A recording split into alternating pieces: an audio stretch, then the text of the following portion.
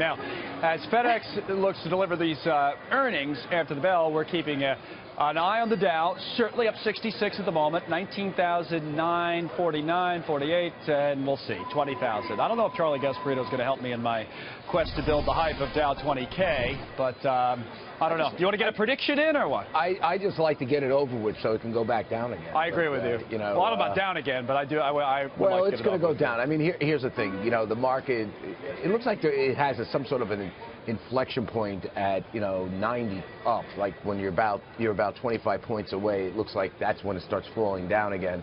Yeah. So the market seems to be a little unsure. Listen, we're on light volume, so who knows what could happen in the last hour trading. It might pop beyond that.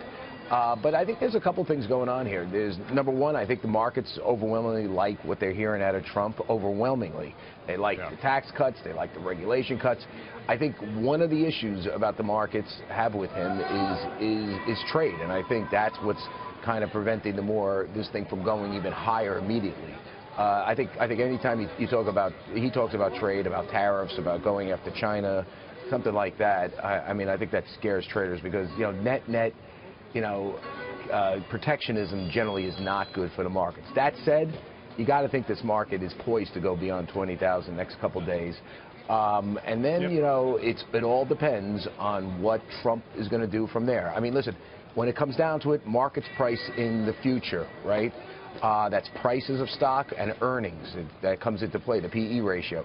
Does a PE ratio do PE ratios reflect, and 20,000 right now, the price of the market right now, do the earnings reflect what the market's doing now? Yeah. I would say no, they would have to reflect a better economy. Will that economy come? If you believe in free markets, yes, unless Donald gets involved in a trade war, and then all bets are off. Right. So if he doesn't, you got to think this thing is going higher. Speaking of the president-elect, Charlie, let me ask you a little bit about how he's putting his team together. We talked a little bit about this yesterday, but Gary Cohn from Goldman Sachs coming in as really what will be his chief economic advisor in the West Wing of the White House. Head of the NEC. Last time we spoke, at the NEC, we thought maybe Larry Kudlow would be coming in as at the Council of Economic Advisors. Is there something? What's going on now? Listen, let's be a little clear. Try to sum this up for the viewers. I mean, these are two kind of different agencies within the White House. The NEC is pretty powerful, National Economic Council, because the president's on there. I think most of the cabinet members that have anything to do with the economy is on there. Treasury Secretary, Department of Commerce, Labor, they're all on the NEC. So Gary Cohn has a lot of stroke. Plus, I believe the president's on there, so he has a lot of stroke on this policymaking council. The separate one is fairly significant too, Council of Economic Advisors. It's a cabinet position. I don't believe NEC director is. I mean, I think Larry Kudlow, if he got that or whoever got that, would need to be confirmed by Congress. Now, here's the interesting thing. I can only tell you as of, I would say, last night. Maybe things have changed, and Donald changes per minute sometimes. As of last night, I could tell you, Trump was telling people he's unsure about Larry Kudlow in that position, that, he has not made up his mind, and, he had some misgivings. Now, Larry Kudlow's a free trader, a rabidly free trader. He's a supply-side free trader, free market evangelist. I think he would be amazing for that job as someone who agrees with those principles. Donald Trump did not necessarily run on that, so he's having somewhat misgivings. Must be in his ear on that, right? Somebody must be saying to him, hey, well, I would say there's a lot of free market types, including someone like Steve Moore, who's in his ear. The other person on that short list is Peter Navarro.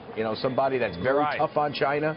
And he's someone that I guess Trump is aligned with on those on issues, a professor of economics.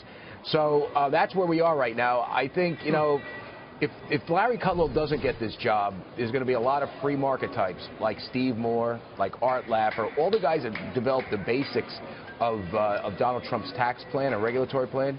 We're going to be really uneasy about him because think about it, he's going to have a progressive in Gary Cohn. Someone who supported President Obama. Don't ask me why he pointed him there, but he did.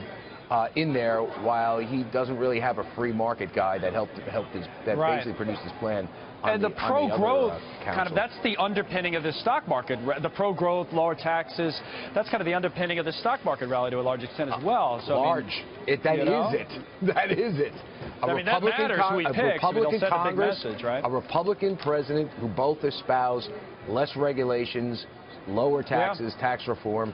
is what this market is It's rising what it's being on. built on. I know. So. And you know, listen, this is information the average investor should think about when they decide on whether to buy into this market or not right now.